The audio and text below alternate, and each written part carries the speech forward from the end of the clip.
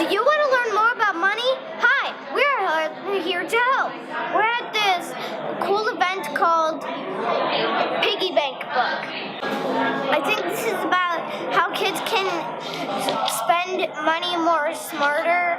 My name is Andy DeFraga, and I designed the Piggy Bank book, and we are at an event today to launch the book. And it is a ledger made for kids 6 to 11 to help them learn how to manage their money and become thoughtful spenders. I did make an example page, and I put in Pokemon cards because that is one of the things my own kids are always saving money for. Pokemon. Is that what you thought was the most exciting thing in there? Yeah. The Pokemon? Yeah, I love Pokemon so much. You do? So how did this project came to be?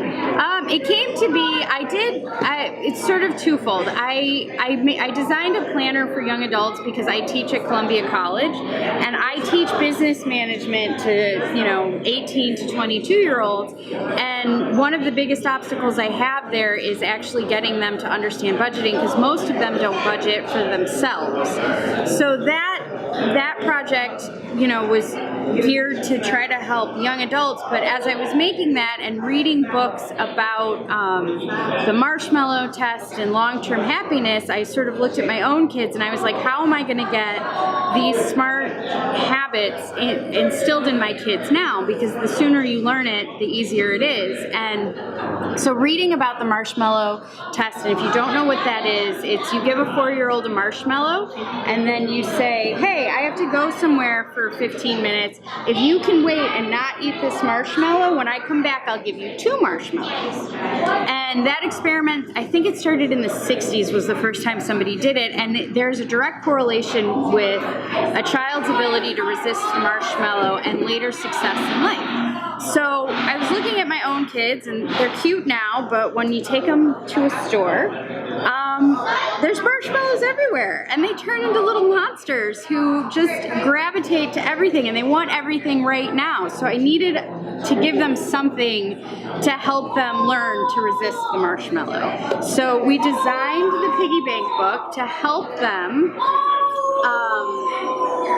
learn those skills for patience and saving, and so that not every marketing message that comes at them is something that they need to react to. So the ledger pages are meant to be used on a weekly basis, and then there are activities in the book as well to help parents start the conversation.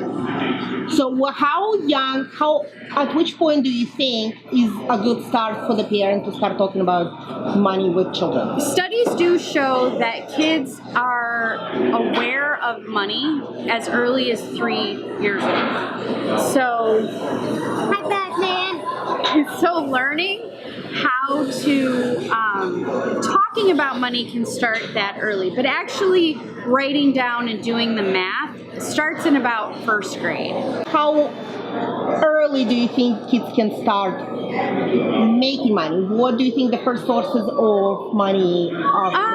Well, I do think you need to look at each individual kid, because sometimes an allowance will work. There are kids that are definitely respond well to an allowance, but there's other kids that need more chore. Like if you do these chores, we'll pay you some money. But most kids are receiving money really early, if not from gifts, from grandparents, but birthday parties. So they are aware that they are receiving money pretty early. Do you think allowance is something that the kids have a right to get, or should they work toward earning it? Well, I can tell you what my family does. We try to do both. My children receive half of their allowance because they are part of the family, and as part of the family, you have some money to go towards the things that you use. The other part of their allowance is earned. So doing chores outside of, keeping their room clean, because that's expected. As part of the family, you have to do that. but the other part of their allowance is earned, and then they can negotiate for other chores. So if we need yard work done and we would pay the neighbor to do it, if the kids would like to help out, we can negotiate a price for that. But I do think it's something that you have to look at each individual kid to see what's going to work best for them. How young is your youngest? My youngest is 4. 4. So what are your expectations of a 4-year-old? Chores wise? Yes. He can keep his room clean. He can take his plate from the table when we're done with dinner. He tries to make his bed. He can pick up his clothes when he goes in to take a bath. So just basic chores. So he doesn't have an allowance, obviously. He does. He does have an allowance. He gets $2 a week. He gets what does he spend his $2 a week on? Pokemon and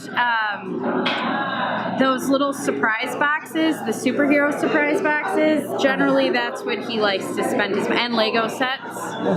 Okay, how about your other kids? What do they spend their money on?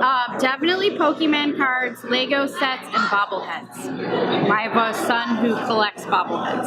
Okay, do your kids have saving accounts? They do. And what are they saving towards? Well, they actually have 529 plans, which are specifically for college savings, but they are aware that they have those savings accounts.